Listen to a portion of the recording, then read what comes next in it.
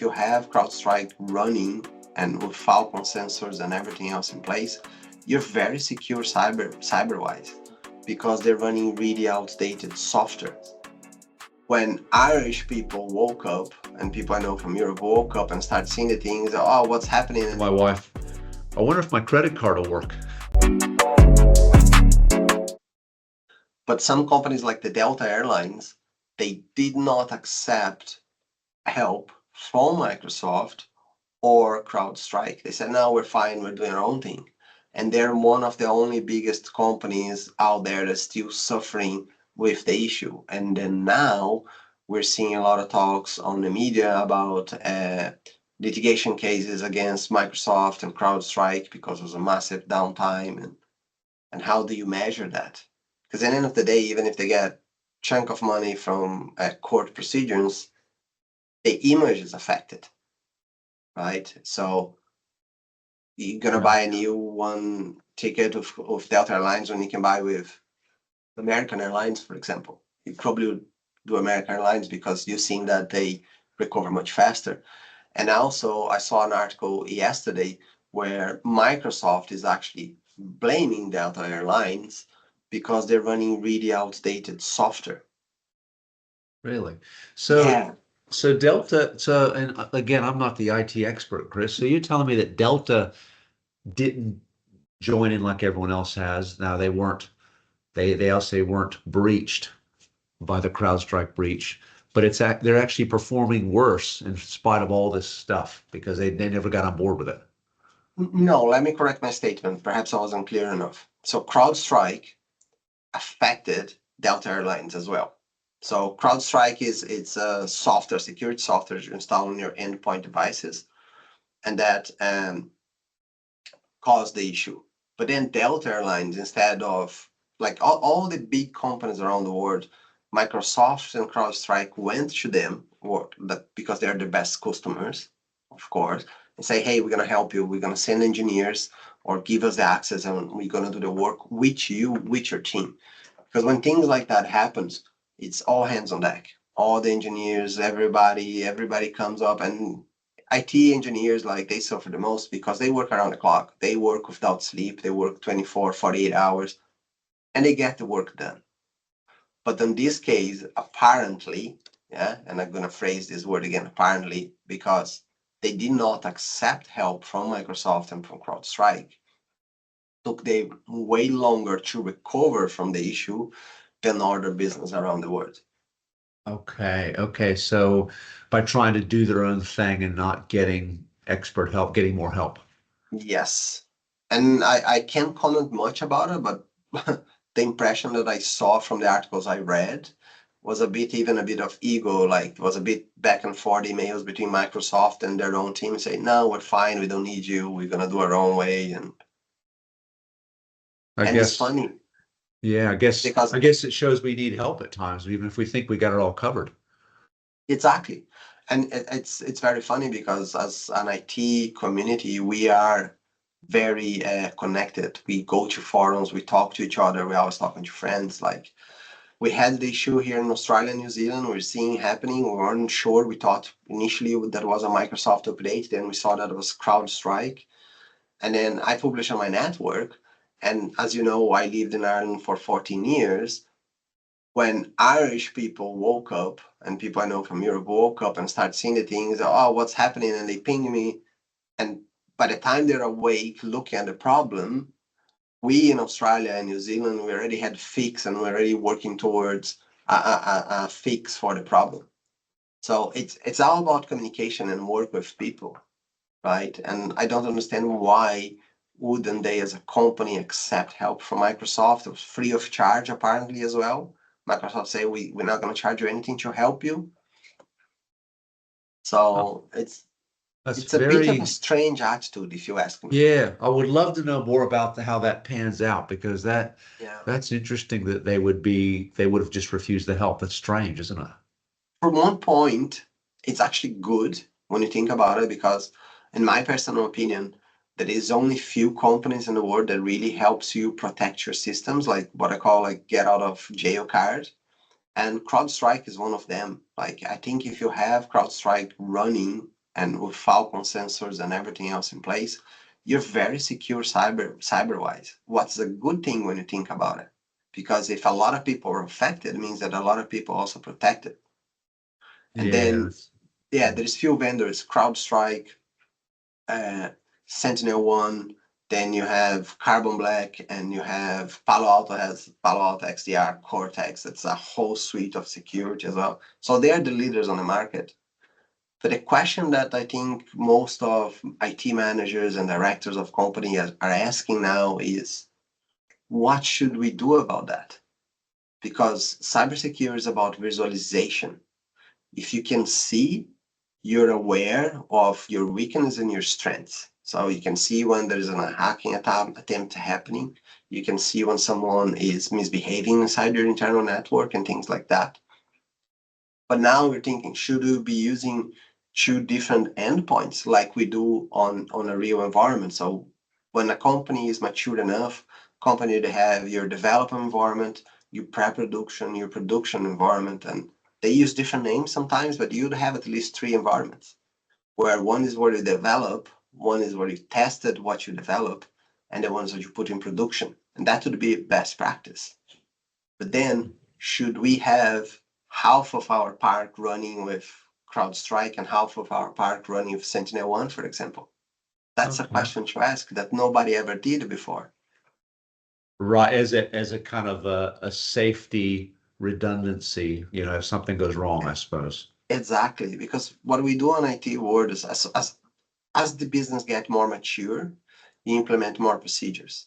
For example, you don't patch your Windows or Linux servers straight away.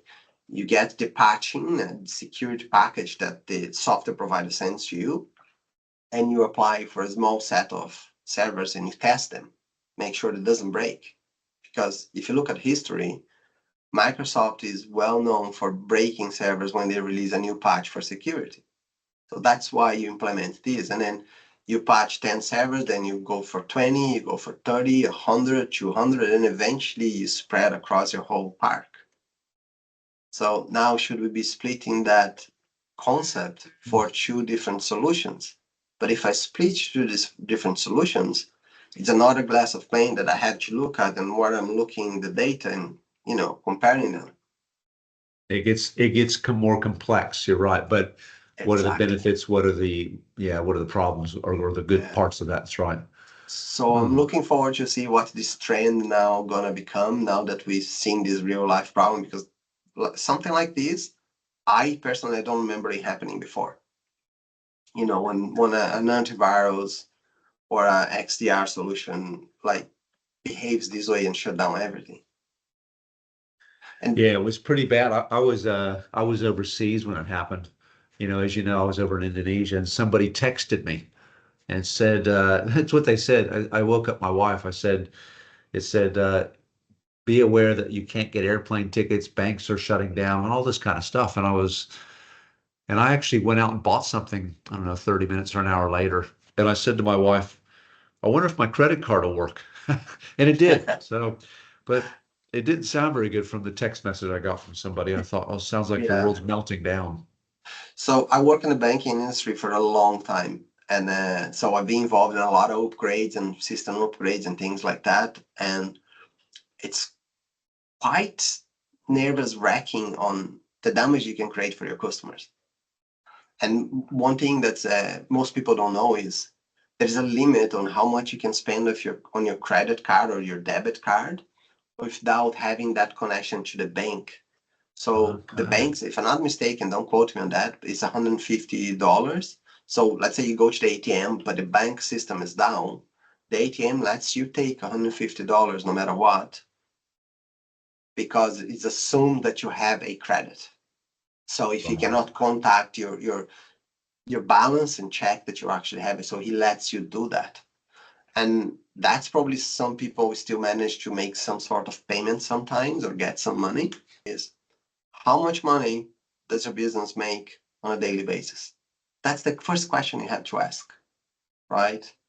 If your business does not open tomorrow, how much money you're gonna lose? 1,000, 2,000, 3,000, 5,000, depends of the business. Some business Yeah. would lose 50,000. Yeah. 100,000. And that's where you have to look at how much does it cost for me to get ISO certified? How much does it cost to get a cybersecurity review? You know, things Yeah. like that is like people don't think that way yet. No, but you're right. You have to, I agree. You have to think and push it around the other way and say, what would I lose if I couldn't do business for a week, for example? Exactly. It's a huge amount of money for a lot of, even for small businesses, it would be a lot. The, And the data that we have from the Australian government from 2022 to 2023 is that every 6 minutes, a business is hacked in Australia. Every 6 minutes. And I don't think that data is accurate that's just the because official data. that's Yeah. the official data. Because reality is businesses are not required to disclose if they're being hacked or not. They're only required when they reach a certain threshold of annual revenue. And this threshold is super high. Okay. So we wouldn't even know about all the other So you breaches then. wouldn't even know because nobody wants to put their hands up and say, hey, sorry, I've been hacked. Yeah. People lose confidence in their business. And Chris, when I saw an interview a few years ago about a guy that used to rob houses, and he said whenever I came across a house that had better security, I just went to a better, an easier house. Is that the kind of idea behind information security? Is that we're safer as a business? They're just going to probably pick an easier business? Yes, it is. And that's a funny thing as well because we've seen a lot of that on the stuff we do because we have few customers that are financial institutions and things like that. And they deal with money. So they're a big target, right? Because they have a big cash flow. And this customer in particular, he used to get a lot of spam, a lot of phishing campaigns probably just target to him all the time. Then, as soon as we start leveling up his cybersecurity, like we start putting spam filters in place and demark and ticking and all little things, like small tick boxes that you just keep adding them and you just raise your security, we start seeing a decline on those attempts So, because so external attempts, they whatever they're doing to target that individual, they know that that person is less vulnerable to attacks. They're going to just go elsewhere. because it's exactly what you said. Why would I try to break into this house that has a lot of security cameras and fences and this and that when the neighbor next door doesn't have anything? Yeah. Go for the easier target. That's right. Yeah. Huh. So, and we noticed that in the business, and we're not expecting to see that trend. We say we just fix it up because that's what we do, and then we notice thing reducing. Yeah. Well, very interesting, Chris. I would love to know more about what you find out about, I guess, these things like the CrowdStrike or other things that you find out because it's pertinent and it's interesting to, I think, those that hear about. I mean, I'm interested in hearing about it myself. A lot of people have backups in place, and they don't test them. You should test your Okay. backups every 3 months at least. You go Okay. there, So, pick something random, and try a restore because you think that's working, and then when you need, it's not, and then it's useless. and then the next thing you know, you're nearly out of business when something happens. Yeah. Exactly. Yeah. Yeah. Like, and it's really hard, Jerry. I think is a change of mentality. Like people have to shift and see things different. We live in a digital world. Everybody has a powerful computer on their pocket. Yeah, And that's right. say, yeah. So like I was talking to a photographer the other day because we wanted some pictures of the family. And just telling him, says, oh, you have security. Oh no, I don't need it. I just put my photos in there and things like that, and I just save on my drive and I forget about it.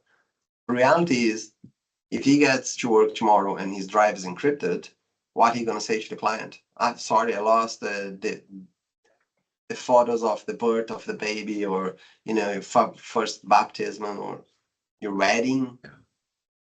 Would you Yeah. do photography of Well, this person again? no, you No, never would you? Yeah. no, out of business straight away.